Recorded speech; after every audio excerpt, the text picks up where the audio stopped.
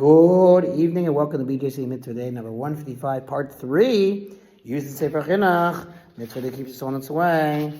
And we're concluding the obligation to check fish for kosher signs. And I know you're thinking, Rabbi, it's so late. What are you doing? What are you doing, Rabbi? I'm trying to go to sleep.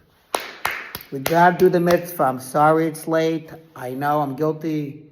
I was schmoozing. This one called me. That one called me. I was like, wait a second. I didn't do the mitzvah. I didn't do the halach. I didn't do the mitzvah. You got to do it. You got to do it. So, hopefully your phone's on silent if it's too late.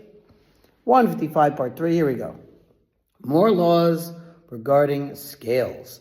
Any fish that naturally possesses scales, even if the scales do not develop while the fish is young, but develop only when it matures, such as is the case with the sultaness and the Afyan fish. You're probably thinking, what is that? I'm also thinking that.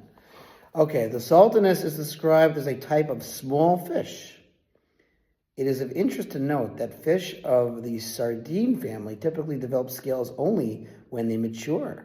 Indeed, there are those who identify sultaness as herring. Okay.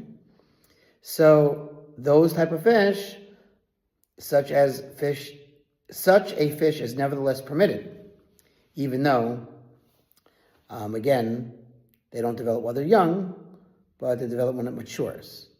All right. Also, any fish that has scales while in the sea, even if it sheds the scales as it comes from the sea when it is caught, such as the akunus, the afunus, the basphasius.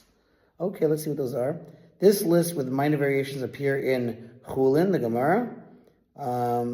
These are either Persian names or Greek names.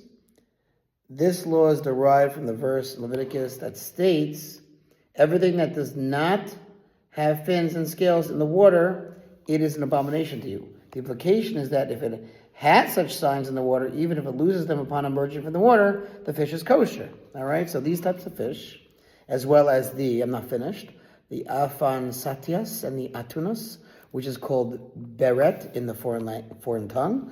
Such a fish is kosher, notwithstanding the shedding of its scales. The reason such fish are kosher is because the Torah's insistence is only that these species be one that has scales and fins, irrespective of what subsequently happens to the scales. For it, i.e., such a species of fish, is appropriate for the nature of humans. This idea is in accordance with the simple reason that we have written regarding the prohibition of certain foods in general.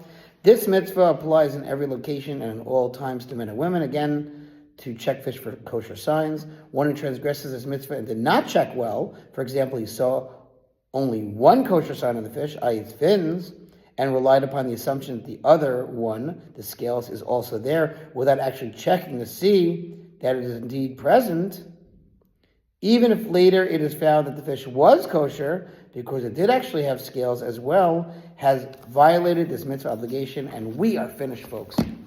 Thanks for listening to Sponsor Future Mitzvah 36, 100 for the gold.